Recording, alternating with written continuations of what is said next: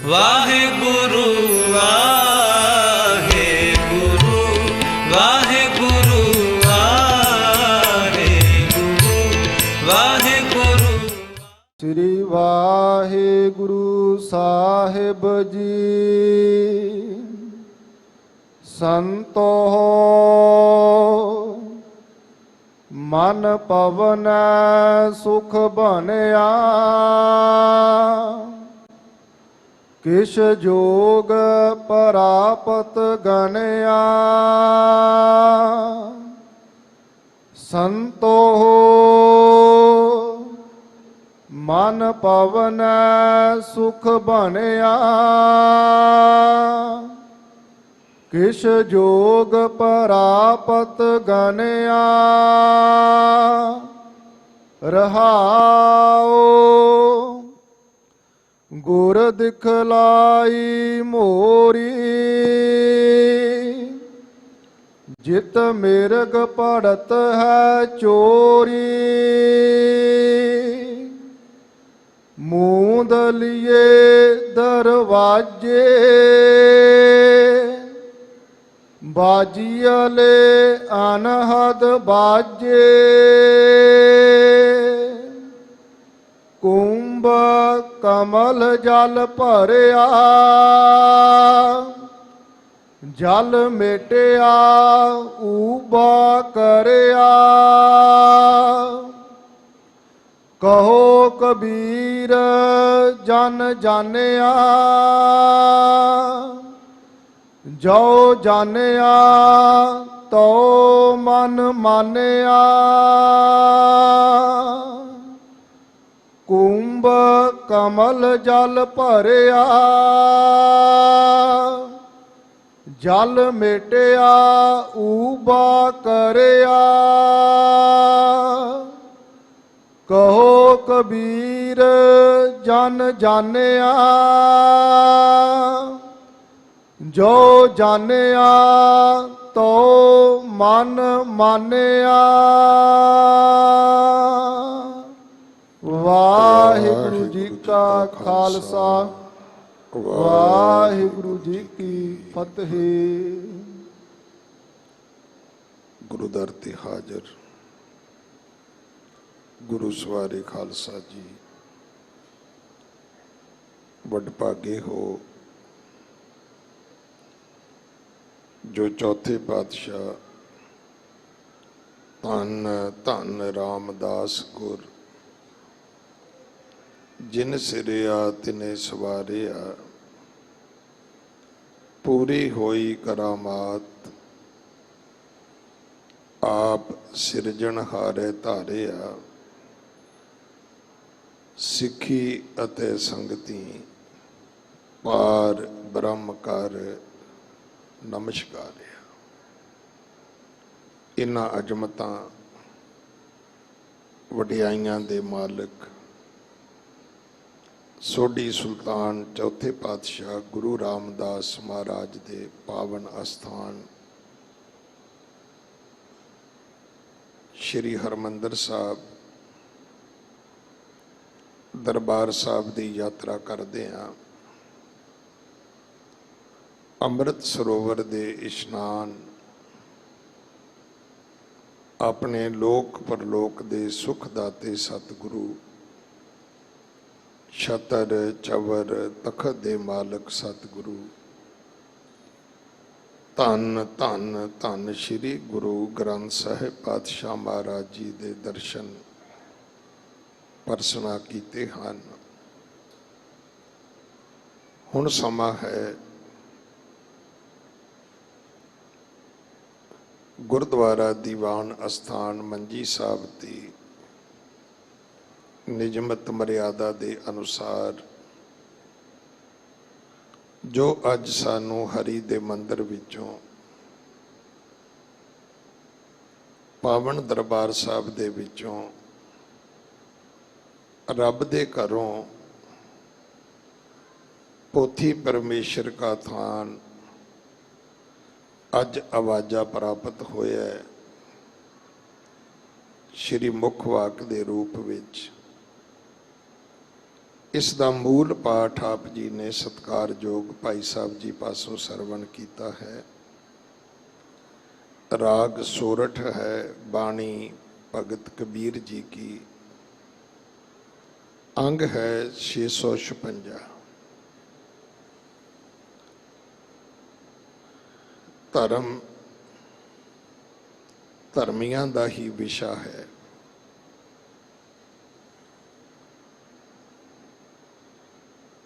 ਇਹ ਗੱਲ ਸਾਨੂੰ ਸਮਝਾਈ ਗਈ, ਦੱਸੀ ਗਈ, ਔਰ ਇਹ ਵੀ ਆਖਿਆ ਗਿਆ ਕਿ ਜਿੱਥੇ ਬੋਲਣ ਹਾਰੀ ਹੈ ਤਿੱਥੇ ਚੰਗੀ ਚੁੱਪ। ਸੰਤ ਮਿਲੈ ਕਿਛ ਸੁਣੀਐ ਕਹੀਐ, ਮਿਲੈ ਅਸੰਤ ਮਸਟ ਕਰ ਰਹੀਏ। ਆਪ ਜੀ ਨੇ ਵੇਖਿਆ ਹੋਏਗਾ ਪਿੰਡਾਂ ਥਾਵਾਂ ਵਿੱਚ, ਹੁਣ ਤੇ ਚਲੋ ਬੜੇ ਸਾਰੇ ਸਾਧਨ ਆ ਗਏ, ਨਹੀਂ ਤਾਂ ਕਈ ਮੇਰੇ ਵਰਗੇ ਹੁੰਦੇ ਸੀ ਜਿਨ੍ਹਾਂ ਨੂੰ ਰਾਤ ਰੋਟੀ ਖਾ ਕੇ ਹਜਮ ਨਹੀਂ ਸੀ ਹੁੰਦੀ। ਐਵੇਂ ਗਲੀ 'ਚ ਨਿਕਲ ਕੇ ਅਮਕਾ ਸਿਆਂ ਜਾਗਦਾ ਹੈ, ਮਤਲਬ ਹੁੰਦਾ ਸੀ ਥੋੜਾ ਜਿਹਾ ਢਿੱਡੀ ਫਰੋਲ ਲਈਏ, ਨੀਂਦ ਸੌਖੀ ਆ ਜਾਏਗੀ। ਗੱਲ ਕਰਨੀ ਇਹ ਧਰਤੀ ਦਾ ਧਰਮ ਹੈ। ਜਬ ਲਗ ਦੁਨੀਆ ਰਹੀ ਹੈ ਨਾਨਕ, ਕਿਛ ਸੁਣੀਐ ਕਿਛ ਕਹੀਐ। ਪਰ ਕੀ ਸੁਣਨਾ ਹੈ, ਕੀ ਕਹਿਣਾ ਹੈ, ਇਹ ਅਕਲਮੰਦੀ ਹੈ। ਇਹ ਗੱਲ ਅਕਲ ਦਾ ਵਿਸ਼ਾ ਹੈ। ਇਹ ਜਿਹੜੇ ਦਾਨਸਮੰਦ ਲੋਕ ਨੇ, ਇਹ ਉਹਨਾਂ ਦੇ ਹਿੱਸੇ ਵਿੱਚ ਆਇਆ, ਨਹੀਂ ਤਾਂ ਬੋਲਤ ਬੋਲਤ ਬੜੇ ਬਿਕਾਰਾ। लमों ने खता की सदियों ने सजा पाई, दो अखर द्रौपदी दे महाभारत बन गई। दो अखर एक धोबी दे सीता जी वर्गी एक सवित्री इस्त्री नूं अग्नि परीक्षा देनी पै गई, नहीं तो धोबी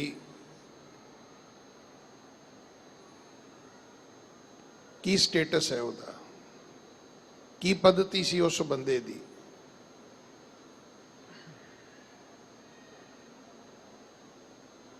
ਅੱਜ ਸੰਸਾਰ ਦੀ ਤੋਂ ਲੈ ਕੇ ਮੇਰੇ ਤੱਕ ਜਾਂ ਮੇਰੇ ਪੰਥ ਦੀ, ਮੇਰੀ ਕੌਮੀ ਦਸ਼ਾ ਜਿਹੜੀ ਹੈ, ਇਹ ਸਾਰੀ ਬੋਲਣ ਵਾਲਿਆਂ ਤੇ ਹੀ ਇੱਥੋਂ ਤੱਕ ਆ ਗਈ ਹੈ। ਕੋਈ ਰੁਕਦਾ ਹੀ ਨਹੀਂ ਬੋਲਣੋਂ।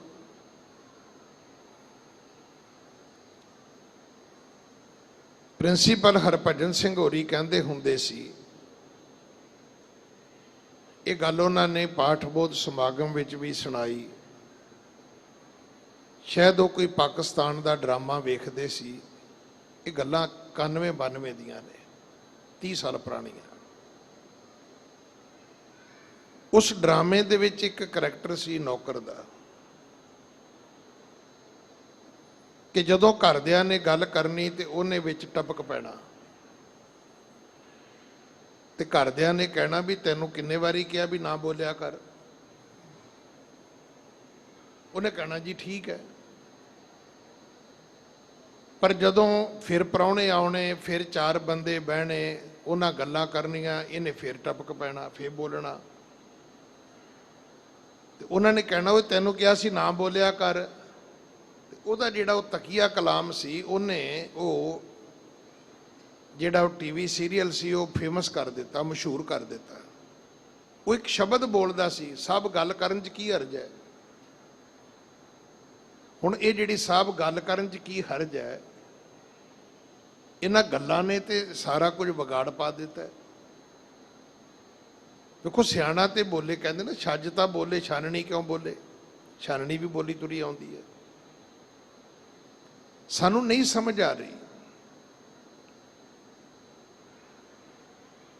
ਮੈਨੂੰ ਆਪਣੀ ਜਿੰਨੀ ਕੁ ਜ਼ਿੰਦਗੀ ਸੱਚੇ ਪਾਤਸ਼ਾਹ ਨੇ ਦਿੱਤੀ, ਮੈਨੂੰ ਸਮਝ ਆਈ ਹੈ ਕਿ ਬੰਦਿਆ ਜੇ ਤੂੰ ਆਪਣੇ ਮੂੰਹ ਤੇ ਕੰਟਰੋਲ ਕਰ ਲਵੇਂ ਨਾ, ਖਾਣ ਤੇ ਕਰ ਲਵੇਂ ਤਾਂ ਸਿਹਤ ਠੀਕ ਹੋ ਸਕਦੀ ਹੈ, ਤੇ ਜੇ ਬੋਲਣ ਤੇ ਕਰ ਲਵੇਂ ਤੇ ਇੱਜ਼ਤ ਵੀ ਠੀਕ ਹੋ ਸਕਦੀ ਹੈ।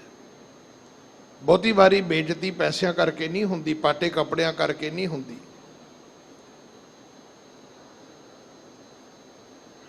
ਬੋਲਣ ਕਰਕੇ ਹੁੰਦੀ ਹੈ। ਮੂਰਖ ਗੰਢ ਪਵੈ ਮੂੰਹ ਮਾਰ, ਇਹ ਸੱਚੇ ਪਾਤਸ਼ਾਹ ਦੀ ਬਾਣੀ ਦੇ ਫੈਸਲੇ ਨੇ। ਹੁਣ ਤੁਸੀਂ ਕਹੋ ਜੀ ਅਸੀਂ ਗੁਰੂ ਗ੍ਰੰਥ ਸਾਹਿਬ ਨੂੰ ਮੰਨਦੇ ਆ, ਮੰਨਦੇ ਨਹੀਂ ਹੋ, ਵਰਤਦੇ ਹੋ ਤੁਸੀਂ। ਇਹ ਵੀ ਇੱਕ ਸ਼ੇਖੀ ਹੈ। ਅਸੀਂ ਤਾਂ ਜੀ ਗੁਰੂ ਗ੍ਰੰਥ ਸਾਹਿਬ ਘਰੇ ਰੱਖਿਆ ਹੋਇਆ ਹੈ, ਤੇ ਘਰੇ ਤੇ ਤੁਹਾਡਾ ਬਜ਼ੁਰਗ ਵੀ ਹੈਗਾ ਸੀ। ਜਿਸ ਗਤੀ ਉਹ ਮਰਿਆ ਵਿਚਾਰਾ, ਉਹ ਗੁਆਂਢੀਆਂ ਨੂੰ ਵੀ ਪਤਾ ਹੈ ਵੀ ਮਾਂ ਪਿਓ ਤੇ ਰੱਖ ਨਹੀਂ ਹੋਇਆ ਤੇ ਗੁਰੂ ਗ੍ਰੰਥ ਸਾਹਿਬ ਰੱਖਿਆ ਹੋਇਆ ਹੈ। ਇਹ ਗੱਲਾਂ ਜਿਹੜੀਆਂ ਨੇ ਇਹ ਸਾਰਥਕ ਨਹੀਂ। ਅਗਰ ਤੁਸੀਂ ਗੁਰੂ ਗ੍ਰੰਥ ਸਾਹਿਬ ਜੀ ਨੂੰ ਮੰਨਦੇ ਹੋ ਤਾਂ ਇਹ ਦੱਸੋ ਵੀ ਗੁਰੂ ਗ੍ਰੰਥ ਸਾਹਿਬ ਜੀ ਦੀ ਵੀ ਮੰਨਦੇ ਹੋ।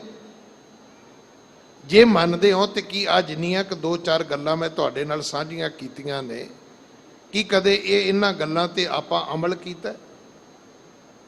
ਕਿ ਹਰ ਥਾਂ ਤੇ ਬੋਲਣਾ ਜ਼ਰੂਰੀ ਹੈ, ਹਰ ਬੰਦੇ ਨਾਲ ਬੋਲਣਾ ਜ਼ਰੂਰੀ ਹੈ, ਹਰ ਗੱਲ ਤੇ ਬਿਆਨ ਦੇਣਾ ਜ਼ਰੂਰੀ ਹੈ?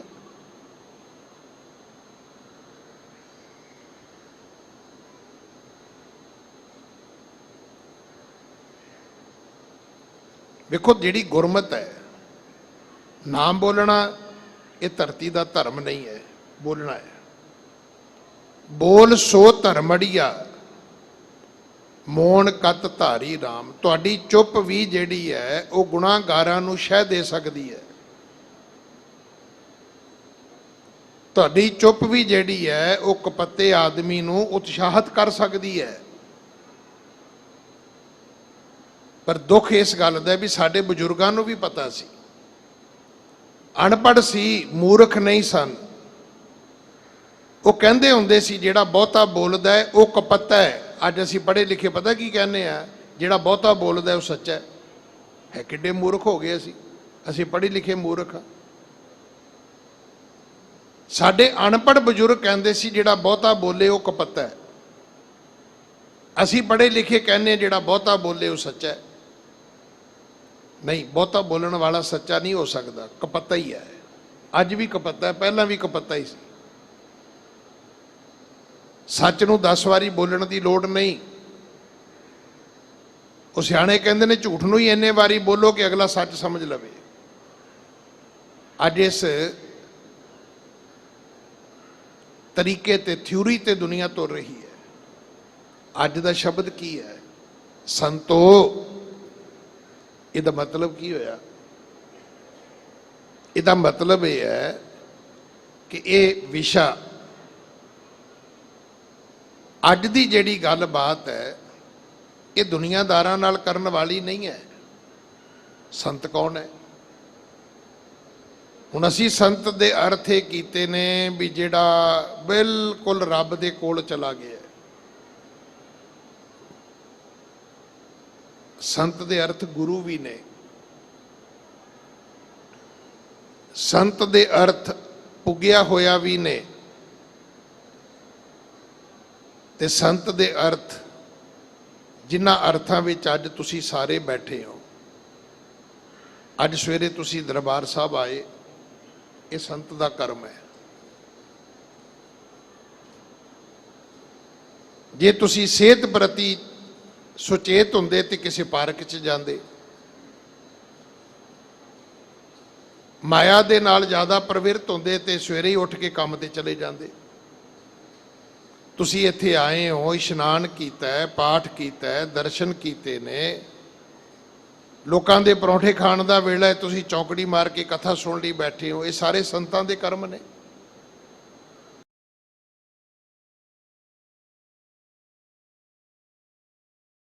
ਗਲਤ ਹੈ। ਅਸੀਂ ਜਦੋਂ ਵੀ ਕਹਿੰਦੇ ਆ ਨਹੀਂ ਜੀ ਅਸੀਂ ਤਾਂ ਗ੍ਰਸਤੀ ਆ, ਨਾ, ਇਹ ਨਾ ਕਿਆ ਕਰੋ।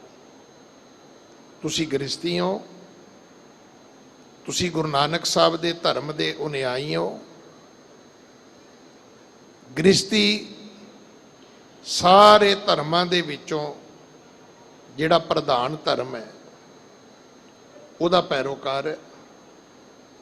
ਨਾ ਗ੍ਰਸਤੀ ਭੁੱਖੇ ਨੂੰ ਕਹਿੰਦੇ ਨੇ, ਨਾ ਗ੍ਰਸਤੀ ਨੰਗੇ ਨੂੰ ਕਹਿੰਦੇ ਨੇ। ਗ੍ਰਸਤੀ ਉਹ ਹੈ ਜਿਹਦੇ ਘਰੋਂ ਰਾਹਗੀਰ ਮੁਸਾਫਰ ਨੂੰ ਮੰਜਾ ਬਿਸਤਰਾ ਮਿਲਦਾ ਹੈ, ਜਿਹਦੇ ਘਰੋਂ ਭੁੱਖੇ ਨੂੰ ਰੋਟੀ ਮਿਲਦੀ ਹੈ, ਨੰਗੇ ਨੂੰ ਕੱਪੜੇ ਮਿਲਦੇ ਨੇ, ਗਰੀਬ ਨੂੰ ਪੈਸੇ ਮਿਲਦੇ ਨੇ। ਗ੍ਰਸਤੀ ਉਹਨੂੰ ਕਹਿੰਦੇ ਨੇ। ਗ੍ਰਸਤੀ ਹੋਣਾ ਗੁਨਾਹਗਾਰ ਹੋਣਾ ਨਹੀਂ ਹੈ, ਗੁਰੂ ਨਾਨਕ ਦਾ ਮਹਾਨ ਸਿੱਖ ਹੋਣਾ ਹੈ। ਇਹਦਾ ਹੰਕਾਰ ਵੀ ਨਹੀਂ ਕਰਨਾ। ਪਰ ਉਹ ਜਿਹੜਾ ਪੱਖ ਅਸੀਂ ਸੋਚ ਲਿਆ ਵੀ ਨਹੀਂ ਅਸੀਂ ਤਾਂ ਗ੍ਰਸਤੀ ਆ, ਇਹੋ ਹੀ ਕਾਰਨ ਕਿ ਪੂੰਅਰ ਤਾਪ ਗੇਰੂ ਕੇ ਵਸਤਰਾ ਆਪਦਾ ਕਾ ਮਾਰਿਆ ਗਰੇ ਤੇ ਨਸਤਾ ਦੇਸ਼ ਛੋੜ ਪਰਦੇਸੇ ਧਾਇਆ ਪੰਚ ਚੰਡਾਲ ਨਾਲੇ ਲੈ ਆਇਆ। ਉਹ ਤੁਹਾਡੇ ਸਿਰ ਤੇ ਬਹਿ ਗਿਆ ਆ ਕੇ। ਜਿਹੜਾ ਧੀਆਂ ਵਿਆਹੁਣ ਜੋਗਾ ਨਹੀਂ ਸੀ, ਘਰ ਨੂੰ ਲਿਆਉਣ ਜੋਗਾ ਨਹੀਂ ਸੀ, ਬੱਚੇ ਪਾਲਣ ਜੋਗਾ ਨਹੀਂ ਸੀ, ਉਹ ਤੁਹਾਡੇ ਸਿਰ ਤੇ ਬਹਿ ਗਿਆ। ਤੁਸੀਂ ਉਹਨੂੰ ਮੱਥੇ ਟੇਕਣੇ ਸ਼ੁਰੂ ਕਰ ਦਿੱਤੇ।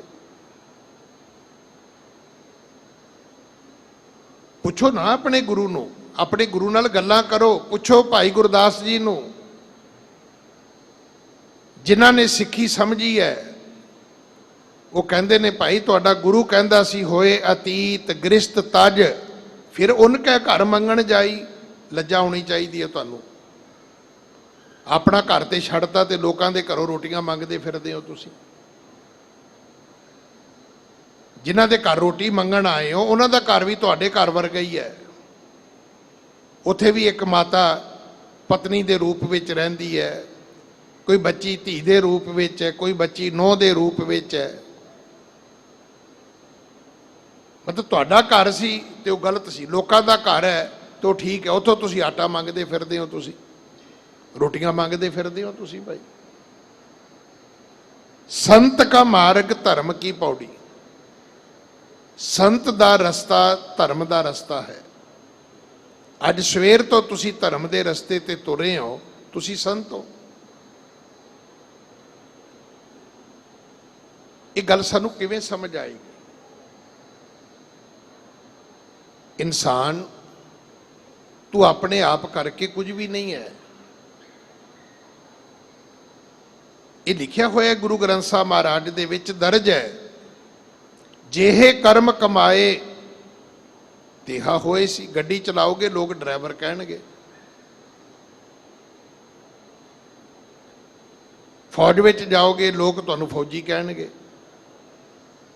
ਵਿਦੇਸ਼ ਜਾਓਗੇ ਲੋਕ ਤੁਹਾਨੂੰ ਫੋਰਨਰ ਕਹਿਣਗੇ। ਹੁਣ ਸਵੇਰੇ ਘਰੋਂ ਗੜਵੀ ਪਾਣੀ ਦੀ ਲੈ ਕੇ ਕੋਈ ਸਰੀਰਕ ਕਿਰਿਆ ਕਰਨ ਜਾਓ ਤੇ ਲੋਕ ਤੁਹਾਨੂੰ ਕਹਿਣ ਫੋਰਨਰ। ਇਦਾਂ ਥੋੜਾ ਹੁੰਦਾ ਕੋਈ ਵੀ ਫੋਰਨਰ ਹੋ ਗਏ ਸਿਹਤ ਦੀ, ਕੋਈ ਸਰੀਰਕ ਕਿਰਿਆ ਕਰਨ ਖੇਤਾਂ ਵਿੱਚ ਗਏ ਤੇ ਫੋਰਨਰ ਹੋ ਗਏ ਆਪਾਂ। ਇਦਾਂ ਫੋਰਨਰ ਨਹੀਂ ਹੁੰਦੇ। ਕਰਮ ਕਰੋਗੇ ਤਾਂ ਹੋ ਜਾਓਗੇ। ਸਾਡੇ ਬਜ਼ੁਰਗ ਹਰ ਬੱਚੇ ਨੂੰ ਨਹੀਂ ਸੀ ਕਹਿੰਦੇ, ਪਰ ਜਿਹੜਾ ਕਿਤਾਬਾਂ ਚੁੱਕ ਕੇ ਤੁਰਿਆ ਫਿਰਦਾ ਹੁੰਦਾ ਸੀ ਉਹਨੂੰ ਕਹਿੰਦੇ ਸੀ ਉਹ ਪੜ੍ਹਿਆ ਕਦੇ ਸਾਡੇ ਕੋਲ ਵੀ ਬਹਿ ਜਾ। ਜਿਹੜਾ ਸੋਟੀ ਲੈ ਕੇ ਬਲਦ ਲੈ ਕੇ ਜਾਂਦਾ ਉਹਨੂੰ ਕਦੇ ਬਜ਼ੁਰਗ ਨਹੀਂ ਸੀ ਆਵਾਜ਼ ਮਾਰਦੇ ਸੱਥ ਵਿੱਚੋਂ ਕਿ ਪੜ੍ਹਿਆ ਸਾਡੇ ਕੋਲ ਵੀ ਬਹਿ ਜਾ। ਜਿਹਦੇ ਕੋਲ ਕਿਤਾਬਾਂ ਹੁੰਦੀਆਂ ਸੀ ਉਹਨੂੰ ਕਹਿੰਦੇ ਸੀ। ਜਿਹੇ ਕਰਮ ਕਮਾਏ ਤੇਹਾ ਹੋਏ ਸੀ। ਤੁਸੀਂ ਆਪਣੇ ਕਰਮਾਂ ਕਰਕੇ ਆਪਣੇ ਆਪਣਾ ਨਾਂ ਜਿਹੜਾ ਹੈ ਉਹ ਨੀਅਤ ਕਰਨਾ ਹੈ। ਤੁਸੀਂ ਨਹੀਂ ਕਰੋਗੇ ਲੋਕ ਕਰ ਦੇਣਗੇ। ਹੁਣ ਪੱਠਾ ਲਾਓਗੇ ਤੇ ਪੱਠਿਆਂ ਵਾਲੇ ਕਹਿਣਗੇ। ਹਰ ਬੰਦੇ ਨੂੰ ਥੋੜਾ ਪੱਠਿਆਂ ਵਾਲਾ ਕਹੀਦਾ ਵੀ ਇਹ ਪੱਠਿਆਂ ਵਾਲਿਆਂ ਦਾ ਪਰਿਵਾਰ ਹੈ ਜੀ। ਜੇ ਇੱਟਾਂ ਪਕਾਉਣਗੇ ਤੇ ਲੋਕ ਕਹਿਣਗੇ, ਨਹੀਂ ਪਕਾਉਣਗੇ ਤੇ ਨਹੀਂ ਕਹਿਣਗੇ। ਤੁਹਾਨੂੰ ਆਖਿਆ ਸੰਤ ਕਿਉਂਕਿ ਤੁਹਾਡੇ ਕਰਮ ਸੰਤ ਵਾਲੇ ਨੇ। ਸਵੇਰ ਤੋਂ ਤੁਸੀਂ ਤੁਰੇ ਹੀ ਇਸੇ ਰਸਤੇ ਤੇ ਹੋ। ਖਾਣਾ ਵੀ ਛੱਡਿਆ ਹੈ, ਪੀਣਾ ਵੀ ਛੱਡਿਆ ਹੈ, ਦੁਨੀਆ ਨਾਲ ਗੱਲਬਾਤ ਕਰਨੀ ਛੱਡੀ ਹੈ।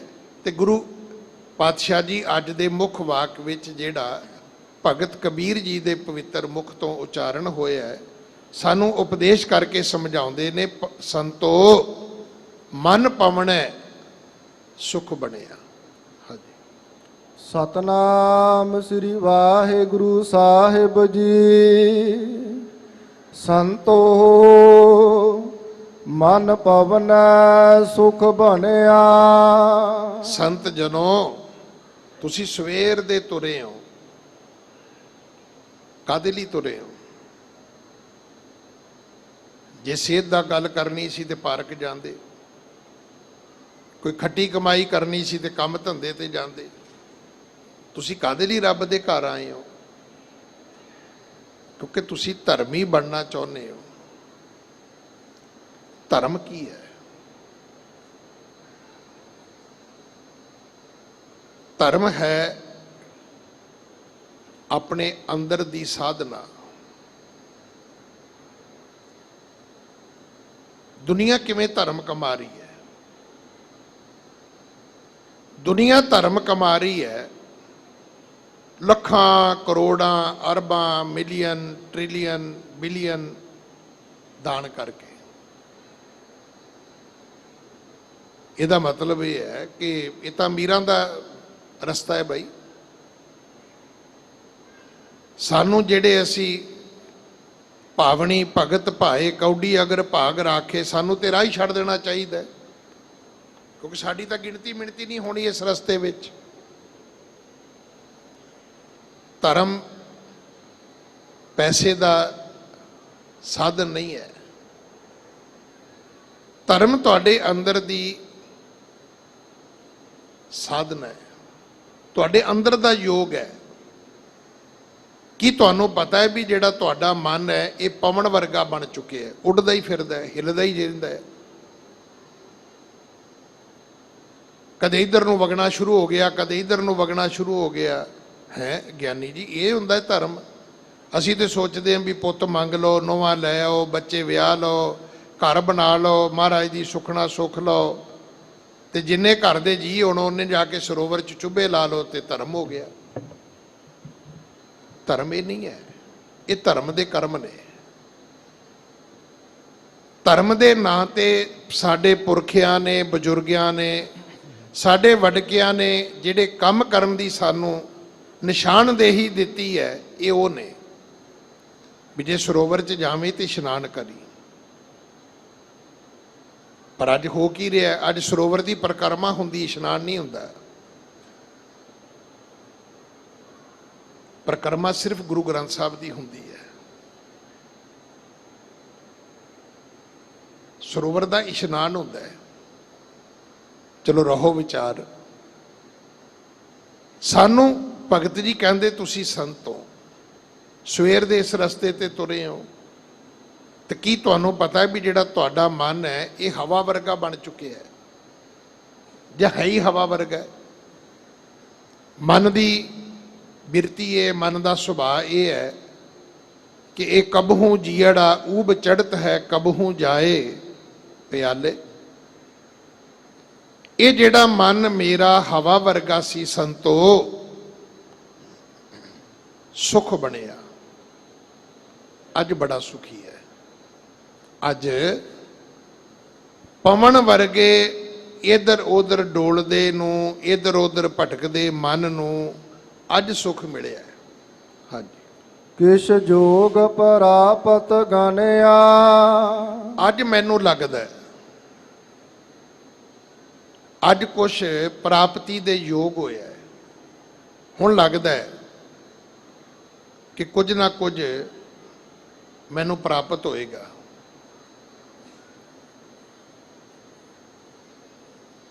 ਕੋਈ ਵੀ ਗੱਲ ਹੋਵੇ ਤੇ ਆਪਾਂ ਕੀ ਕਹਿੰਦੇ ਆ, ਕਿਤੇ ਕੋਈ ਜਾਵੇ ਵੀ ਤਾਂ ਆਪਾਂ ਕਹਿੰਦੇ ਭਾਜੀ ਮਨ ਲੱਗਿਆ?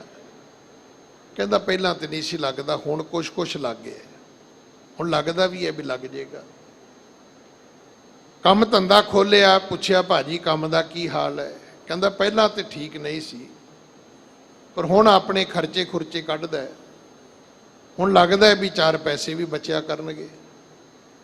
ਬਿਲਕੁਲ ਇਸੇ ਤਰ੍ਹਾਂ ਹੁਣ ਲੱਗਦਾ ਹੈ ਕਿ ਇਹ ਜਿਹੜਾ ਮਨ ਹੈ ਇਹ ਕੁਝ ਪ੍ਰਾਪਤ ਵੀ ਕਰੇਗਾ, ਕਿਉਂਕਿ ਆਪਾਂ ਪ੍ਰਾਪਤ ਤੇ ਕੁਝ ਕੀਤਾ ਨਹੀਂ। ਜਦੋਂ ਆਪਾਂ ਗੁਰਦੁਆਰੇ ਤੋਂ ਬਾਹਰ ਨਿਕਲਦੇ ਹਾਂ, ਜਦੋਂ ਅਸੀਂ ਘਰ ਜਾਂਦੇ ਹਾਂ, ਕੀ ਸਾਡੇ ਵਿੱਚ ਕੋਈ ਪਰਿਵਰਤਨ ਸਾਨੂੰ ਆਪ ਨੂੰ ਜਾਂ ਸਾਡੇ ਪਰਿਵਾਰ ਨੂੰ ਲੱਗਦਾ ਹੈ?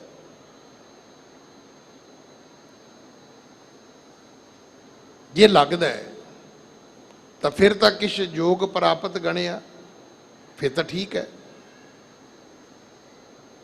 ਜੇ फर्क ही नहीं, मर्ज बढ़ता गया जूं जूं दुआ करते, ਅੱਜ ਅਸੀਂ ਕਿੱਥੇ ਪਹੁੰਚ ਗਏ? ਇੱਕ ਪਾਸੇ ਟਰੰਪ ਕਹਿੰਦਾ ਅਮਰੀਕਾ ਦਾ ਪ੍ਰਧਾਨ ਮੰਤਰੀ ਕਿ ਹਰ ਸ਼ਹਿਰ ਵਿੱਚ ਗੁਰਦੁਆਰਾ ਹੋਣਾ ਚਾਹੀਦਾ ਹੈ, ਤੇ ਇੱਕ ਪਾਸੇ ਹਾਲਾਤ ਇਹ ਬਣ ਗਏ ਵੀ ਹਰ ਗੁਰਦੁਆਰੇ ਦੇ ਵਿੱਚ ਪਾਰਟੀਆਂ ਬਣ ਗਈਆਂ। ਹੁਣ ਤਾਂ ਮਹਾਰਾਜ ਦੇ ਚੌਰ ਤੋਂ ਲੈ ਕੇ ਨਾ ਮਾਈਕ ਬਚਿਆ, ਨਾ ਸਟੈਂਡ ਬਚਿਆ, ਨਾ ਚਿਮਟਾ ਬਚਿਆ।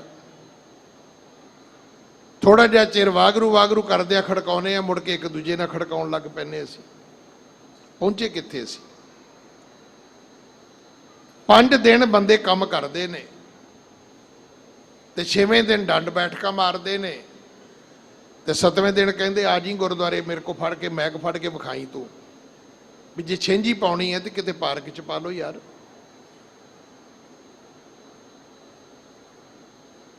ਆਪਾਂ ਪਹੁੰਚੇ ਕਿੱਥੇ? ਕਿਛ ਯੋਗ ਪ੍ਰਾਪਤ ਗਣਿਆ? ਮੈਂ ਕਹਿੰਦਾ ਰੋਕੋ, ਆਪਣੀ ਮਾਂ ਨੂੰ ਰੋਕ ਲਓ, ਆਪਣੇ ਬੱਚਿਆਂ ਨੂੰ ਰੋਕ ਲਓ, ਆਪਣੇ ਪਿਤਾ ਨੂੰ ਰੋਕੋ, ਪਿਤਾ ਜੀ ਹੁਣ ਤੁਸੀਂ ਗੁਰਦੁਆਰੇ ਨਹੀਂ ਜਾਣਾ, ਬਹੁਤ ਹੋ ਗਿਆ। ਕੋਈ ਫਰਕ ਸਾਨੂੰ ਤੇ ਲੱਗਾ ਨਹੀਂ, ਨਾ ਤੁਹਾਡਾ ਝੂਠ ਗਿਆ, ਨਾ ਤੁਹਾਡੀ ਸ਼ਰਾਬ ਗਈ, ਨਾ ਤੁਹਾਡੇ ਕੋਈ ਮਾੜੇ ਕਰਮ ਗਏ। ਪਹਿਲਾਂ ਘਰ 'ਚ ਖਰੂਦ ਪਾਉਂਦੇ ਸੀ, ਹੁਣ ਤੁਸੀਂ ਗੁਰਦੁਆਰੇ 'ਚ ਵੀ ਜਾ ਕੇ ਪਾਉਣਾ ਸ਼ੁਰੂ ਕਰ ਦਿੱਤਾ।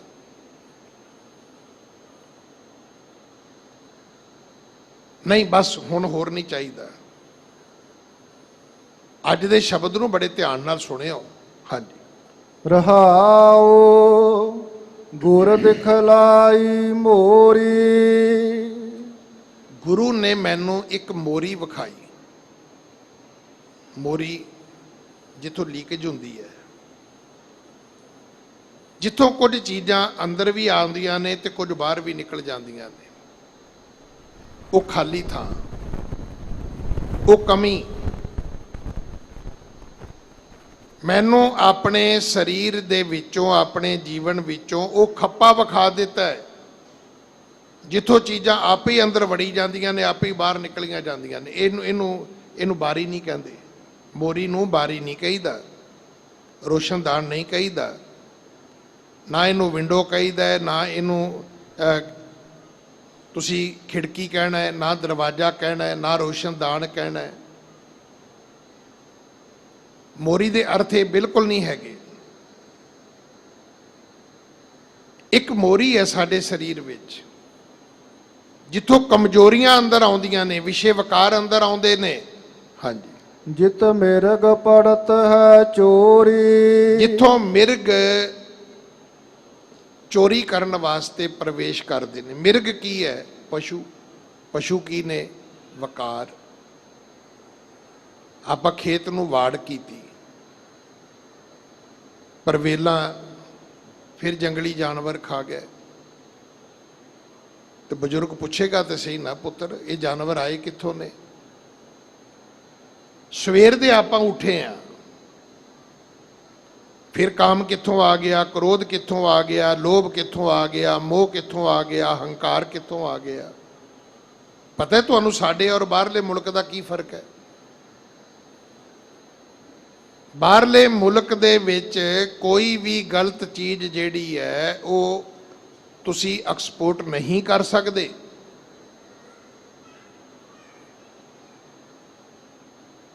ਤੁਸੀਂ ਆਪਣਾ ਘਰ ਬਣਾਉਣਾ ਹੈ, ਤੁਸੀਂ ਮਾੜਾ ਮਟੀਰੀਅਲ ਲਿਆ ਕੇ, ਇੱਟਾਂ ਲਿਆ ਕੇ, ਰੇਤਾ ਸੀਮਟ ਲਿਆ ਕੇ, ਸਰੀਆ ਲਿਆ ਕੇ ਤੁਸੀਂ ਦੀਵਾਰਾਂ ਨਹੀਂ ਖੜੀਆਂ ਕਰ ਸਕਦੇ। ਹੁਣ ਤੁਸੀਂ ਕਹੋਗੇ ਜੀ ਅਸੀਂ ਕਿਉਂ ਨਹੀਂ ਕਰ ਸਕਦੇ? ਜੇ ਉਹ ਮਕਾਨ ਡਿੱਗੇਗਾ ਤੇ ਵਿਪਤਾ ਕਿਹਨੂੰ ਪਵੇਗੀ? ਉੱਥੋਂ ਦੀ ਸਰਕਾਰ ਨੂੰ। ਐਂਬੂਲੈਂਸ ਕਿਹਦੀ ਆਏਗੀ, ਪੁਲਿਸ ਵਾਲੀ ਗੱਡੀ ਕਿਹਦੀ ਆਏਗੀ, ਹੈਲੀਕਾਪਟਰ ਕਿਹਦਾ ਚੁੱਕਣ ਆਏਗਾ? ਜਾਂ ਤਾਂ ਸਾਡੇ ਮੁਲਕ ਵਾਲਾ ਹੋਵੇ ਨਾ, ਮਰ ਗਏ ਨੇ, ਅੱਛਾ ਫਿਰ ਇਹਦੀ ਆਈ ਹੋਣੀ ਹੈ। ਉੱਥੇ ਇੰਡੀਆ ਨਹੀਂ ਹੈਗਾ। ਤੁਹਾਡਾ ਬੱਚਾ ਤੁਹਾਡੇ ਘਰ ਸੱਟ ਲੱਗ ਗਈ ਹੈ, ਕੋਈ ਨਹੀਂ ਜੀ, ਬੱਚੇ ਤੇ ਤੁਹਾਨੂੰ ਪਤਾ ਸੱਟਾਂ ਲਵਾਉਂਦੇ ਹੀ ਰਹਿੰਦੇ ਨੇ, ਇਹ ਇੰਡੀਆ ਹੈ, ਬਾਹਰ ਨਹੀਂ ਹੈਗਾ। ਉਹ ਕਹਿੰਦੇ ਦੱਸੋ ਤੁਸੀਂ ਕਿੱਥੇ ਸੀ, ਤੁਹਾਨੂੰ ਨਿਆਣੇ ਜੰਮਣੇ ਆਉਂਦੇ, ਪਾਲਣੇ ਨਹੀਂ ਆਉਂਦੇ? ਅਗਰ ਤੁਸੀਂ ਬੱਚਿਆਂ ਦੇ ਕੋਲ ਨਹੀਂ ਰਹਿ ਸਕਦੇ, ਤੁਹਾਨੂੰ ਕੋਈ ਹੱਕ ਨਹੀਂ ਕਿ ਤੁਸੀਂ ਬੱਚੇ ਨੂੰ ਜਨਮ ਦੇ ਕੇ ਇੱਕ ਮਾਂ-ਬਾਪ ਹੋਣ ਦਾ ਤੁਸੀਂ ਕੋਈ ਮਮਤਾ ਦਾ ਪੱਖ ਪੂਰਾ ਕਰ ਸਕੋ। ਪਹਿਲਾਂ ਆਪਣੀ ਜ਼ਿੰਮੇਵਾਰੀ ਨੂੰ ਸਮਝੋ। ਸਾਡੇ ਹੁਣ ਕੀ ਹੈ, ਹਸਪੀਟਲ ਬਣਾਓ ਜੀ, ਬਿਮਾਰੀ ਰੋਕ ਲੋ ਖਾਂ। ਸਾਡੇ ਧਰਮ ਦਾ ਵੀ ਇਹੋ ਹਾਲ ਹੈ। ਗਿਆਨੀ ਜੀ ਅਰਦਾਸ ਕਰੋ, ਮਹਾਰਾਜ ਅੰਮ੍ਰਿਤ ਵੇਲਾ ਬਖਸ਼ੇ, ਤੇ ਮੈਂ ਪਤਾ ਕੀ ਕਹਿਣਾ ਹੁੰਨਾ, ਵੀ ਮੈਂ ਜਿੱਦਣ ਅਰਦਾਸ ਕੀਤੀ ਮੈਂ ਤੇਰੇ ਸੌਣ ਦੀ ਕਰਨੀ, ਉੱਠਣ ਦੀ ਨਹੀਂ ਕਰਨੀ। ਵੀ ਤੂੰ 11 11:30 ਵਜੇ ਕਵੇਂ ਮੈਂ ਆਈਸਕ੍ਰੀਮ ਖਾਣੀ ਹਾਲ ਬਾਜ਼ਾਰ 'ਚ ਜਾ ਕੇ, ਤੇ ਮੈਂ ਤੇਰੇ ਅੰਮ੍ਰਿਤ ਵੇਲੇ ਦੀਆਂ ਅਰਦਾਸਾਂ ਕਰਾਂ, ਹੈ ਮੈਂ ਕਮਣਾ ਕੋਈ? ਤੂੰ 12 ਵਜੇ ਕਵੇਂ ਮੈਂ ਪਾਰਟੀ ਅਟੈਂਡ ਕਰਨੀ ਹੈ, ਮੈਂ ਕਵਾਂ ਮਹਾਰਾਜ ਇਹਨੂੰ 4 ਵਜੇ ਅੰਮ੍ਰਿਤ ਵੇਲਾ ਬਖਸ਼ੋ। ਗਿਆਨੀ ਜੀ ਮਹਾਰਾਜ ਸੱਚ ਬੋਲਣ ਦੀ ਤਾਕਤ ਦੇਣ, ਤੇ ਤੇਰੇ ਝੂਠ ਬੋਲਣ ਦੀ ਟ੍ਰੇਨਿੰਗ ਕਿਹਨੇ ਦਿੱਤੀ ਹੈ? ਅਰਦਾਸ ਕਰੋ, ਮਹਾਰਾਜ ਮੇਰਾ ਝੂਠ ਛੁੱਟ ਜਾਏ, ਜੋ ਬੋਲੋਗੇ ਸੱਚ ਹੋਏਗਾ। ਰਾਤ ਨੂੰ ਫੈਸਲਾ ਕਰ ਲਓ 9 ਵਜੇ ਸੌਣਾ ਹੈ, ਜਦੋਂ ਸਵੇਰੇ ਉੱਠੋਗੇ ਅੰਮ੍ਰਿਤ ਵੇਲਾ ਹੋਏਗਾ। ਸਾਡੇ ਚੋਂ ਕੋਈ ਭੀਮ ਨਹੀਂ ਹੈਗਾ ਵੀ ਜਿਹੜਾ 6 ਮਹੀਨੇ ਸੁੱਤਾ ਰਹੂਗਾ, ਸਰੀਰ ਹੀ ਨਹੀਂ ਸੌਣ ਦਿੰਦਾ। ਕੋਈ ਨਾ ਕੋਈ ਸਰੀਰ ਦੀ ਕਿਰਿਆ ਨੇ ਤੁਹਾਨੂੰ ਉਠਾ ਲੈਣਾ ਵੀ ਉੱਠ ਭਾਈ ਬਸ ਕਰ, ਬਹੁਤ ਹੋ ਗਈ ਹੈ। ਇਮਾਨਦਾਰੀ ਦੀ ਲੋੜ ਨਹੀਂ, ਬੇਈਮਾਨੀ ਛੱਡ ਦਿਓ। ਗੁਰੂ ਤੁਹਾਨੂੰ ਮੋਰੀ ਵਿਖਾਉਂਦਾ ਹੈ, ਅਸੀਂ ਮੋਰੀ ਵਾਲੇ ਪਾਸੇ ਤਾਂ ਧਿਆਨ ਨਹੀਂ ਦਿੰਦੇ। ਤੇ ਘਰ 'ਚ ਪਤਾ ਕੀ ਕੀਤਾ ਹੈ, ਇੱਕ ਉਹ ਜਿਹੜਾ ਹੁੰਦਾ ਨਾ ਉਹ ਚਿੜੀ ਬੱਲਾ ਜਿਹਾ, ਉਦਾਂ ਦਾ ਇੱਕ ਬੱਲਾ ਲੈ ਆਂਦਾ ਬਿਜਲੀ ਵਾਲਾ, ਇਹ ਮੱਖੀਆਂ ਮੱਛਰ ਮਾਰਨੇ ਨੇ, ਵੀ ਬਾਹਰ ਜਾਲੀਆਂ ਲਾ ਲਓ, ਅੰਦਰ ਆਉਣ ਹੀ ਨਾ। ਪਰ ਜੇ ਬਾਹਰੋਂ ਇੰਨੇ ਕੀੜੇ ਆ ਗਏ ਤੇ ਯਾਦ ਰੱਖਣਾ, ਇਹ ਰੈਕਟ ਉਹਨਾਂ ਕੀੜਿਆਂ ਨੂੰ ਮਾਰ ਨਹੀਂ ਸਕੇਗਾ। ਜਿਨੇ ਵਿਸ਼ੇ ਵਕਾਰ ਅੱਖਾਂ ਦੇ ਰਾਹੀਂ, ਕੰਨਾਂ ਦੇ ਰਾਹੀਂ, ਮੂੰਹ ਦੇ ਰਾਹੀਂ, ਨਾਸ਼ਕਾਵਾਂ ਦੇ ਰਾਹੀਂ, ਜਿੰਨਾ ਕੁਝ ਤੂੰ ਆਪਣੇ ਅੰਦਰ ਇਕੱਠਾ ਕਰ ਰਹੇ ਹੈ, ਤੂੰ ਕੀ ਸੋਚਦਾ ਵੀ ਇੱਕ ਜਪਜੀ ਸਾਹਿਬ ਉਹਦਾ ਹੱਲ ਕਰ ਦੇਗਾ? ਨਹੀਂ, ਇੱਕ ਸੁਖਮਨੀ ਸਾਹਿਬ ਤੋਂ ਵੀ ਹੱਲ ਨਹੀਂ ਹੋਣਾ।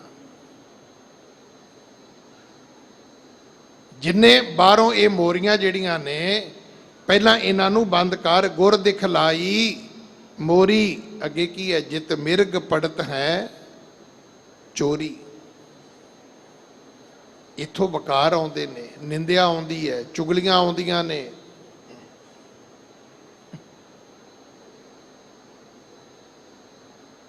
ਜਦੋਂ ਤੁਸੀਂ ਫੋਨ ਕਰਦੇ ਹੋ, ਆਪਣੇ ਬੇਟੇ ਨੂੰ ਕਰੋ, ਭਰਾ ਨੂੰ ਕਰੋ, ਮਾਂ ਨੂੰ ਕਰੋ, ਪਿਓ ਨੂੰ ਕਰੋ, ਅੱਜ ਤੋਂ ਬਾਅਦ ਧਿਆਨ ਕਰਨਾ, ਬੀਬੀ ਕੀ ਹਾਲ ਹੈ, ਪੁੱਤ ਠੀਕ ਹੈ, ਬਾਕੀ ਤਾਂ ਠੀਕ ਹੈ, ਉਹਨਾਂ ਦੀ ਨਾ ਮੱਝ ਬੜੀ ਬਿਮਾਰ ਹੈ। ਤੇ ਬੀਬੀ ਆਪਾਂ ਆਪਣੇ ਘਰ ਦੀ ਗੱਲ ਕਰ ਲਈ, ਆਪਣੀਆਂ ਮੱਝਾਂ ਠੀਕ ਨੇ? 3 ਮਿੰਟ ਨਹੀਂ ਹੈ ਸਾਡੇ ਕੋਲੇ ਆਪਣੀ ਘਰ ਦੀ ਗੱਲ ਕਰਨ ਜੋਗਾ। 3 ਮਿੰਟ ਦਾ ਟਾਈਮ ਨਹੀਂ ਸਾਡੇ ਕੋਲ। ਕਦੇ ਫੋਨ ਮਿਲਾ ਕੇ ਤੁਸੀਂ ਗੱਲ ਕਰਿਓ, ਤੁਹਾਡੀ ਗੱਲ 1-1.5 ਮਿੰਟ 'ਚ ਮੁੱਕ ਜਾਣੀ ਹੈ। ਹੋਰ ਸੁਣਾਓ ਫਿਰ, ਹੋਰ ਸੁਣਾਓ ਨਾ ਗਿਆਨੀ ਜੀ ਕੋਈ। ਇਹਦਾ ਮਤਲਬ ਹੁਣ ਤੁਸੀਂ ਵਿਹਲੇ ਹੋ, ਨਾ ਤੁਹਾਡੇ ਕੋਲੇ ਕੁਝ ਹੈ, ਨਾ ਅਗਲੇ ਕੋਲੇ ਕੁਝ ਹੈ। ਇਹਨਾਂ ਚੀਜ਼ਾਂ ਤੋਂ ਆਪਾਂ ਬਚੀਏ। ਕਿ ਦੁਨੀਆ ਦੀ ਇਨਫੋਰਮੇਸ਼ਨ ਇਕੱਠੀ ਕਰਨਾ, ਦੁਨੀਆ ਦੀ ਜਾਣਕਾਰੀ ਇਕੱਠੀ ਕਰਨਾ, ਕਿ ਅਸੀਂ ਕੋਈ ਗੂਗਲ, ਕੋਈ ਸਰਚ ਇੰਜਣ ਥੋੜਾ ਬਣਾ ਲਿਆ ਆਪਣੀ ਜ਼ਿੰਦਗੀ ਨੂੰ, ਵੀ ਸਾਰਿਆਂ ਦਾ ਡਾਟਾ ਸਾਡੇ ਕੋਲ ਹੀ ਹੋਣਾ ਚਾਹੀਦਾ। ਵੀ ਉਹਦੇ ਧੀ ਕੀ ਕਰਦੀ ਹੈ, ਤੇ ਉਹਦਾ ਪੁੱਤਰ ਕੀ ਕਰਦਾ, ਤੇ ਉਹਦਾ ਪਿਓ ਕੀ ਕਰਦਾ ਸੀ, ਤੇ ਉਹਦਾ ਦਾਦਾ ਕੀ ਕਰਦਾ ਸੀ। ਤੇ ਇਹਨਾਂ ਦੀ ਜ਼ਮੀਨ ਕਿੰਨੀ ਹੈ ਤੇ ਕਿੰਨਾ ਕਰਜ਼ਾ ਇਹਨਾਂ ਤੇ ਕਿੰਨਾ ਇਹਨਾਂ ਨੇ ਬੈਂਕ ਦੇ ਪੈਸੇ ਦੇਣੇ ਨੇ। ਕਿੱਧਰ ਤੁਰੇ ਹੋਏ ਆਪਾਂ? ਸਾਡੇ ਬਜ਼ੁਰਗ ਧਾਰਨਾ ਗਾਉਂਦੇ ਸੀ, ਉਹ ਕਹਿੰਦੇ ਸੀ ਗੱਠੜੀ ਆਪਣੀ ਸੰਭਾਲ, ਤੈਨੂੰ ਹੋਰ ਨਾਲ ਕੀ, ਤੈਨੂੰ ਚੋਰ ਨਾਲ ਕੀ। ਗੁਰੂ ਤੁਹਾਨੂੰ ਸਮਝਾਉਂਦਾ ਹੈ ਵੀ ਤੇਰੇ ਆਪਣੇ ਜੀਵਨ ਵਿੱਚ ਇੱਕ ਮੋਰੀ ਹੈ ਭਾਈ, ਉਥੋਂ ਮਿਰਗ ਆਉਂਦੇ ਨੇ, ਵਕਾਰ ਆਉਂਦੇ ਨੇ, ਵਿਸ਼ੇ ਆਉਂਦੇ ਨੇ, ਉਹ ਸਭ ਕੁਝ ਤੇਰਾ ਚੋਰੀ ਕਰਕੇ ਲੈ ਜਾਂਦੇ ਨੇ। ਮੈਨੂੰ ਤੁਸੀਂ ਦੱਸ ਦਿਓ, ਆਪਾਂ ਕਿੰਨਾ ਕੁ ਪਾਠ ਕਰਦੇ ਆ, ਕਿੰਨਾ ਕੁ ਸੱਚ ਬੋਲਦੇ ਆ, ਕਿੰਨਾ ਕੁ ਮੱਥਾ ਟੇਕਦੇ ਆ, ਕਿੰਨੀ ਕੁ ਸੰਗਤ ਕਰਦੇ ਆ? 1 ਘੰਟਾ, 1.5 ਘੰਟਾ, 2 ਘੰਟੇ, ਬਾਕੀ ਕਿੰਨੇ ਬਚੇ? 22 ਘੰਟੇ ਜਦੋਂ ਤੁਹਾਡੇ ਤੇ ਹਮਲਾ ਹੋਏਗਾ ਤੇ ਉਹ 2 ਘੰਟਿਆਂ ਦੀ ਕਮਾਈ ਤੁਹਾਡੀ ਉਹ ਸਾਰੇ ਕੁਝ ਨੂੰ ਸਹਾਰ ਸਕੇਗੀ? ਇਸ ਕਰਕੇ 22 ਘੰਟਿਆਂ ਦੇ ਜਿਹੜੇ ਹਮਲੇ ਨੇ ਉਹ ਰੋਕ ਦਿਓ। ਤੁਹਾਡੀ 2 ਘੰਟਿਆਂ ਦੀ ਪੂੰਜੀ ਕੱਲ 4 ਘੰਟੇ ਹੋ ਜਾਏਗੀ, ਪਰਸੋਂ 6 ਹੋ ਜਾਏਗੀ, 30 ਦਿਨਾਂ ਬਾਅਦ 60 ਘੰਟਿਆਂ ਦੀ ਤੁਹਾਡੇ ਕੋਲ ਭਗਤੀ ਹੋਏਗੀ, 60 ਘੰਟਿਆਂ ਦਾ ਸਿਮਰਨ ਹੋਏਗਾ, 60 ਘੰਟਿਆਂ ਦਾ ਧਰਮ ਹੋਏਗਾ। ਤੇ ਜੇ 2 ਘੰਟਿਆਂ ਦਾ 22 ਘੰਟਿਆਂ ਨੇ ਲੁੱਟ ਲਿਆ ਤੇ ਕੱਲ ਨੂੰ ਫਿਰ ਕੁਝ ਵੀ ਨਹੀਂ ਹੋਏਗਾ ਸਾਡੇ ਕੋਲ। ਤਾਂ ਜਿਹੋ ਜਿਹੇ ਕਮਲੇ ਪਿਛਲੀ ਸੰਗਰਾਂਦ ਤੇ ਸੀ, ਉਹੋ ਜਿਹੇ ਕਮਲੇ ਅਗਲੀ ਸੰਗਰਾਂਦ ਤੇ ਹੋਵਾਂਗੇ ਆਪਾਂ। ਪਹੁੰਚੇ ਕਿੱਥੇ? ਕਿਤੇ ਵੀ ਨਹੀਂ, ਕਿਉਂਕਿ ਮੋਰੀ ਤਾਂ ਕੋਈ ਰੋਕੀ ਨਹੀਂ। ਬਿਮਾਰੀਆਂ ਰੋਕੋ। ਮੈਂ ਅੱਜ ਵੀ ਕਹਿਣਾ ਚਾਹੁੰਦਾ ਕਿ ਜੇ ਕੋਈ ਵੀ ਚਾਹੁੰਦਾ ਹੈ, ਅੱਜ ਫੂਡ ਜਿਹੜਾ ਹੈ, ਭੋਜਨ ਜਿਹੜਾ ਹੈ, ਇਹਦੀ ਮਿਲਾਵਟ ਰੋਕ ਦਿਓ, ਅੱਧੀਆਂ ਬਿਮਾਰੀਆਂ ਮੁੱਕ ਜਾਣਗੀਆਂ। ਨਕਲੀ ਦਵਾਈਆਂ ਰੋਕ ਦਿਓ। ਇੱਥੋਂ ਬੰਦਾ ਦਵਾਈ ਲੈ ਕੇ ਗਿਆ ਅਮਰੀਕਾ, ਡਾਕਟਰ ਨੇ ਕਿਹਾ ਵੀ ਆਹ ਦਵਾਈ ਹੈ ਇਹਦੀ, ਉਹ ਕਹਿੰਦਾ ਜੀ ਇਹ ਤੇ ਮੈਂ ਖਾ ਰਿਹਾ, ਕਹਿੰਦਾ ਲਿਆ ਦੇ।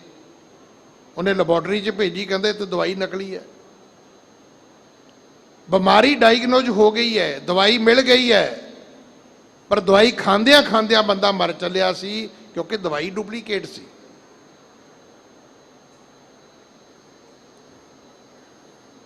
ਇੱਥੇ ਹਰ ਚੌਥੇ ਦਿਨ ਬਿਲਡਿੰਗ ਡਿੱਗਦੀ ਹੈ ਤੇ ਬੰਦੇ ਮਰ ਜਾਂਦੇ ਨੇ। ਬਾਹਰਲੇ ਮੁਲਕਾਂ 'ਚ ਜਾਓ, ਉਸ ਬਿਲਡਿੰਗ ਦੀ ਖੂਬਸੂਰਤੀ ਇਹ ਹੈ, ਉੱਤੇ ਲਿਖਿਆ 1880। ਮੈਂ ਕਿਸੇ ਨੂੰ ਪੁੱਛ ਲਿਆ, ਮੈਂ ਕਿ ਇਹ ਕੀ? ਕਹਿੰਦੇ ਇੰਨੀ ਪੁਰਾਣੀ ਬਿਲਡਿੰਗ ਹੈ।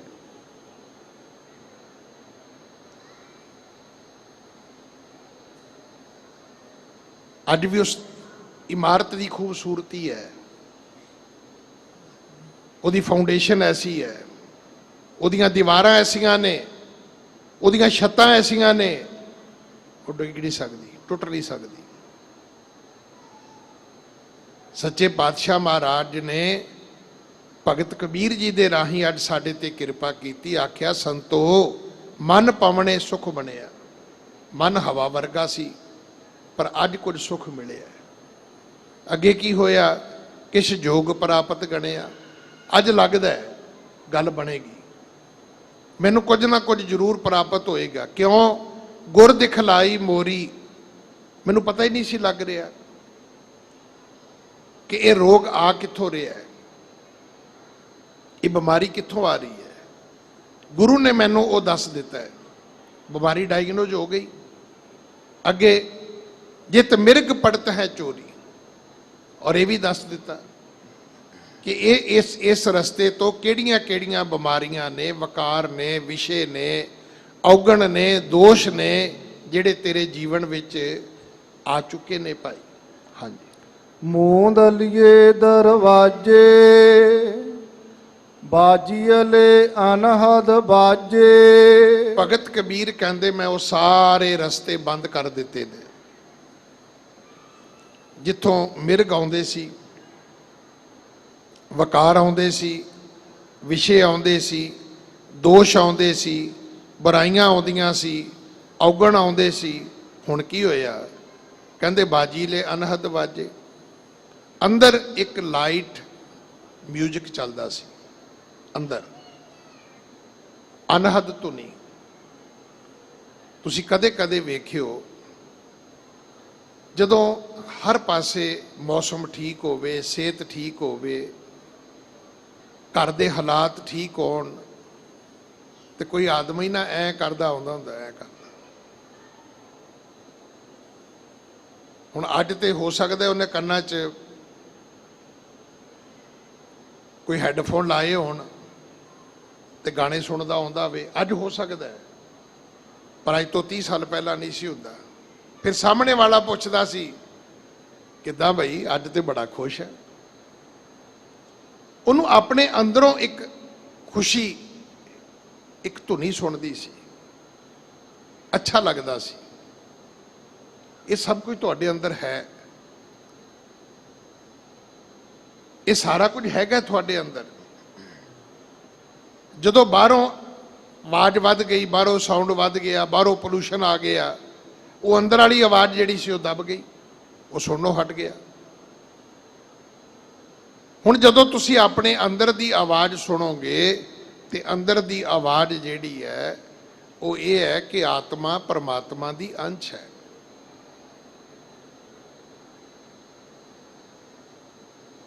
ਹੁਣ ਇਹ ਜਿਹੜੇ ਗਿਆਨ ਇੰਦਰੇ ਨੇ, ਇਹਨਾਂ ਨੇ ਹੀ ਪਰਮਾਤਮਾ ਦੀ ਭਗਤੀ ਸ਼ੁਰੂ ਕਰ ਦੇਣੀ ਹੈ। ਇਹਨਾਂ ਨੇ ਹੀ ਤੁਹਾਨੂੰ ਇੱਕ ਰਸ ਵਾਜੇ ਸੁਣਾਉਣੇ ਸ਼ੁਰੂ ਕਰ ਦੇਣੇ ਨੇ। ਕੁੰਭ ਕਮਲ ਜਲ ਭਰਿਆ, ਜਲ ਮੇਟਿਆ ਉਬਾ ਕਰਿਆ। ਹਿਰਦੇ ਰੂਪੀ ਜਿਹੜਾ ਕਮਲ ਰੂਪੀ ਜਿਹੜਾ ਘੜਾ ਸੀ ਉਹ ਭਰਿਆ ਪਿਆ ਸੀ, ਚੰਗੇ ਪਾਣੀ ਨਾਲ ਨਹੀਂ, ਦੁੱਧ ਨਾਲ ਵੀ ਨਹੀਂ, ਸ਼ਹਿਦ ਨਾਲ ਵੀ ਨਹੀਂ, ਕਿਸੇ ਚੰਗੇ ਤੇਲ ਨਾਲ ਵੀ ਨਹੀਂ, ਵਕਾਰਾਂ ਨਾਲ, ਬਦਬੂ ਨਾਲ, ਭੈੜੀਆਂ ਗੱਲਾਂ ਨਾਲ। ਇੱਕ ਪੰਕਤੀ ਆਉਂਦੀ ਹੈ, ਜੋ ਜੀ ਹੋਏ ਸੋ ਉਗਵੇ। ਜੋ ਅੰਦਰ ਹੋਏਗਾ ਉਹ ਵੀ ਬਾਹਰ ਨਿਕਲੇਗਾ, ਹੋਰ ਕੀ ਹੋਏਗਾ। ਜੇ ਢਿੱਡ 'ਚ ਸਭ ਕੁਝ ਮਾੜਾ ਹੈ ਤੇ ਮੂੰਹ ਤੋਂ ਚੰਗਾ ਕਿਵੇਂ ਨਿਕਲ ਸਕਦਾ।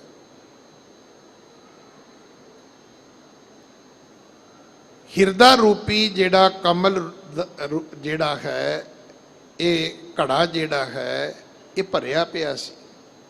ਜਦੋਂ ਗੁਰੂ ਨੇ ਮੱਤ ਦਿੱਤੀ, ਭਗਤ ਕਬੀਰ ਕਹਿੰਦੇ ਮੈਂ ਡੋਲ ਦਿੱਤਾ ਘੜਾ, ਮੂਧਾ ਕਰ ਦਿੱਤਾ, ਸਾਫ਼ ਕਰਕੇ ਉਹਨੂੰ ਫਿਰ ਸਿੱਧਾ ਕਰ ਲਿਆ। ਕੀ ਕੀਤਾ? ਕੁੰਭ, ਕੁੰਭ ਕਹਿੰਦੇ ਨੇ ਘੜੇ ਨੂੰ, ਕਮਲ ਹਿਰਦੇ ਨੂੰ ਕਹਿੰਦੇ ਨੇ। ਜਲ ਭਰਿਆ, ਭੈੜੇ ਪਾਣੀ ਨਾਲ ਭਰਿਆ ਸੀ। ਜਲ ਮੇਟਿਆ, ਮੇਟੇ ਦਾ ਅਰਥ ਹੁੰਦਾ ਡੋਲ ਦੇਣਾ। ਉਬਾ ਕਰਿਆ, ਉਬੇ ਦਾ ਅਰਥ ਕੀ ਹੈ? ਸਿੱਧਾ ਕਰ ਲਿਆ, ਖਾਲੀ ਕਰ ਲਿਆ, ਸਾਫ਼ ਕਰ ਲਿਆ, ਤੇ ਉਹਨੂੰ ਹੋਰ ਸ਼ੁਭ ਗੁਣ ਭਰਨ ਵਾਸਤੇ ਥਾਂ ਬਣਾ ਲਈ। ਹਾਂਜੀ। ਕਹੋ ਕਬੀਰ ਜਨ ਜਾਣਿਆ, ਜੋ ਜਾਣਿਆ ਤੋ ਮਨ ਮਾਨਿਆ। ਭਗਤ ਕਬੀਰ ਜੀ ਦੇ ਪਵਿੱਤਰ ਮੁਖ ਤੋਂ ਅੱਜ ਸਤਿਗੁਰੂ ਸਾਨੂੰ ਦ੍ਰਿੜ ਕਰਾਉਂਦੇ ਨੇ ਕਿ ਕਬੀਰ ਜੀ ਇਹ ਗੱਲ ਕਹੋ, ਮੈਨੂੰ ਹੁਣ ਸਮਝ ਆਈ ਹੈ, ਮੈਨੂੰ ਹੁਣ ਸਮਝਾਇਆ ਗੁਰੂ ਨੇ। ਕਿਉਂਕਿ ਦੂਸਰ ਹੋਏ ਤਾਂ ਸੋਝੀ ਪਾਏ।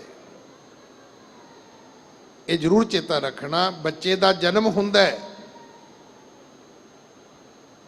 ਬੱਚੇ ਨੂੰ ਨਹੀਂ ਪਤਾ, ਮਾਂ ਕਹਿਣ ਦਾ ਵੀ ਨਹੀਂ ਸੀ ਪਤਾ। ਮਾਂ ਕਹਿਣਾ ਹੈ, ਮੌਮ ਕਹਿਣਾ ਹੈ, ਝਾਈ ਕਹਿਣਾ ਹੈ, ਬੀਬੀ ਕਹਿਣਾ ਹੈ, ਨਹੀਂ ਪਤਾ। ਮੇਰੇ ਵੱਡੇ ਭਰਾ ਦੇ ਬੱਚੇ ਉਹ ਸਾਨੂੰ ਚਾਚਾ ਕਹਿੰਦੇ ਕਹਿੰਦੇ ਆਪਣੇ ਪਿਓ ਨੂੰ ਵੀ ਚਾਚਾ ਹੀ ਕਹਿੰਦੇ ਸੀ। ਬਾਅਦ ਵਿੱਚ ਪਤਾ ਲੱਗਾ ਵੀ ਨਹੀਂ, ਪਿਓ ਨੂੰ ਪਾਪਾ ਕਹੀਦਾ ਹੈ।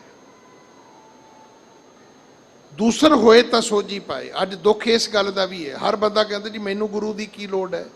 ਜੇ ਤੈਨੂੰ ਗੁਰੂ ਦੀ ਲੋੜ ਨਹੀਂ ਤੇ ਤੈਨੂੰ ਸਮਝਾਏਗਾ ਕੌਣ? ਰੱਬ ਦੀਆਂ ਗੱਲਾਂ ਗੁਰੂ ਤੋਂ ਬਿਨਾ ਕੋਈ ਨਹੀਂ ਸਮਝਾਏਗਾ। ਹਰ ਕੀਆਂ ਕਥਾ ਕਹਾਣੀਆਂ ਗੁਰਮੀਤ ਸੁਣਾਈਆਂ। ਇਹ ਚੇਤਾ ਰੱਖਣਾ, ਗੁਰੂ ਮਿੱਤਰ ਮਿਲੇਗਾ ਤੇ ਸਮਝ ਆਏਗੀ। ਕਹੋ ਕਬੀਰ ਜਨ ਜਾਣਿਆ। ਹਾਂਜੀ। ਜੋ ਜਾਣਿਆ ਤੋ ਮਨ ਮਾਨਿਆ। ਤੇ ਜਦੋਂ ਜਾਣ ਲਿਆ, ਜਾਣਨ ਤੋਂ ਅਰਥ ਕੀ ਹੈ? ਸਾਂਝ ਪਾ ਲੈਣੀ। ਜਾਣਨ ਦਾ ਅਰਥ ਇਹ ਨਹੀਂ ਸਿਰਫ ਵੀ ਮੈਨੂੰ ਪਤਾ ਹੈ ਜੀ ਇਹ ਤਾਂ ਅਮਕਾ ਆਦਮੀ ਹੈ। ਨਹੀਂ, ਉਸ ਤੋਂ ਅੱਗੇ ਕੀ ਪਤਾ ਹੈ?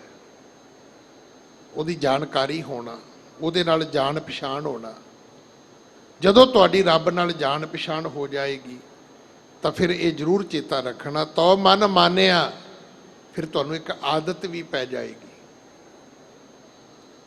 ਇੱਕ ਆਦਤ ਹੁੰਦੀ ਹੈ ਇਕੱਲੇ ਰਹਿਣ ਦੀ, ਨਾਲ ਰਹਿਣ ਦੀ, ਪਰਿਵਾਰ ਵਿੱਚ ਰਹਿਣ ਦੀ, ਸੌਣ ਲੱਗਿਆਂ ਕੁਝ ਖਾਣ ਦੀ, ਸਵੇਰੇ ਉੱਠ ਕੇ ਕੁਝ ਪੀਣ ਦੀ ਇੱਕ ਆਦਤ ਹੁੰਦੀ ਹੈ।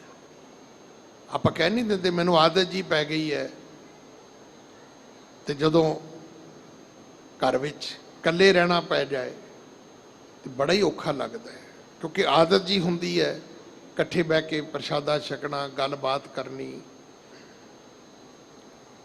ਰੱਬ ਦੇ ਨਾਲ ਵੀ ਇਸੇ ਤਰ੍ਹਾਂ ਹੈ, ਜਦੋਂ ਗੁਰੂ ਦੀ ਕਿਰਪਾ ਹੋ ਜਾਏਗੀ ਫਿਰ ਆਦਤ ਬਣ ਜਾਏਗੀ, ਸੁਭਾਅ ਬਣ ਜਾਏਗਾ, ਫਿਰ ਅਸੀਂ ਉਹਦੇ ਤੋਂ ਬਿਨਾਂ ਰਹਿ ਨਹੀਂ ਸਕਾਂਗੇ।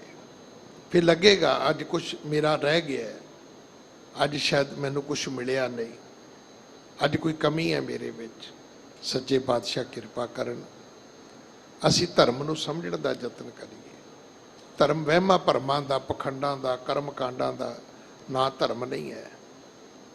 ਐਵੇਂ ਅੰਧ ਵਿਸ਼ਵਾਸੀ ਨਾ ਬਣੋ। ਟੂਣੇ ਟੰਮਣੇ ਕਰਨਾ ਤਾਂਤਰਿਕ ਲੋਕਾਂ ਦਾ ਕੰਮ ਹੈ, ਇਹਦਾ ਕੋਈ ਧਰਮ ਨਾਲ ਸੰਬੰਧ ਨਹੀਂ ਹੈ। ਮੌਲੀਆਂ ਬੰਨਣੀਆਂ, ਧਾਗੇ ਤਵੀਤ ਪਾਉਣੇ, ਇਹ ਤਾਂਤਰਿਕ ਲੋਕਾਂ ਦਾ ਕੰਮ ਹੈ। ਇੰਨੀ ਗੱਲ ਹੀ ਮੰਨ ਲਓ, ਆਪਣੇ ਆਪ ਤੁਹਾਨੂੰ ਸਮਝ ਆ ਜਾਏਗੀ ਵੀ ਮੈਂ ਧਰਮੀ ਹਾਂ ਕਿ ਤਾਂਤਰਿਕ ਹਾਂ। ਇਹ ਤਾਂਤਰਿਕ ਜੀਵਨ ਚੋਂ ਬਾਹਰ ਆ ਜਾਓ। ਉਹਨੇ ਕਿਸੇ ਨੇ ਮੈਨੂੰ ਕੁਝ ਕਰ ਦਿੱਤਾ ਜੀ, ਇਹ ਤਾਂਤਰਿਕ ਗੱਲਾਂ ਨੇ ਸਾਰੀਆਂ, ਧਰਮ ਦੀਆਂ ਗੱਲਾਂ ਦਾ ਸੰਬੰਧ ਹੀ ਕੋਈ ਨਹੀਂ। ਤੂੰ ਪਾਠ ਕਰ ਖਾ, ਕਿਹੜਾ ਇਦੋਂ ਵੱਡਾ ਮੰਤਰ ਜਿਹੜਾ ਤੇਰੇ ਤੇ ਕੋਈ ਪੜ੍ਹ ਦੇਗਾ? ਕੋਈ ਹੈ ਹੀ ਨਹੀਂ ਦੁਨੀਆ ਦਾ ਮੰਤਰ ਜਿਹੜਾ ਤੁਹਾਡੇ ਤੇ ਅਸਰ ਕਰੇਗਾ। ਗੁਰੂ ਦੀ ਬਾਣੀ ਤੋਂ ਵੱਡੀ ਵੀ ਬਾਣੀ ਹੈ ਕਿਸੇ ਕੋਲੇ, ਗੁਰੂ ਦੇ ਘਰ ਤੋਂ ਵੱਡਾ ਵੀ ਘਰ ਹੈ ਕਿਸੇ ਦਾ। ਤੂੰ ਇੱਥੇ ਆ ਜਾ ਖਾ, ਫਿਰ ਵੇਖਾਂਗੇ ਵੀ ਕਿਹੜਾ ਜਿਹੜਾ ਇਸ ਘਰ ਤੇ ਵੀ ਆ ਕੇ ਤੈਨੂੰ ਪਕੜ ਲਵੇਗਾ। ਨਹੀਂ, ਇਸ ਘਰ 'ਚੋਂ ਤੁਹਾਨੂੰ ਕੋਈ ਨਹੀਂ ਪਕੜੇਗਾ। ਜਦੋਂ ਸਮਰੱਥ ਗੁਰੂ ਸਿਰ ਤੇ ਹੱਥ ਧਰੇਗਾ ਫਿਰ ਕੋਈ ਤੁਹਾਡੀ ਹਵਾ ਵੱਲ ਵੀ ਨਹੀਂ ਵੇਖੇਗਾ।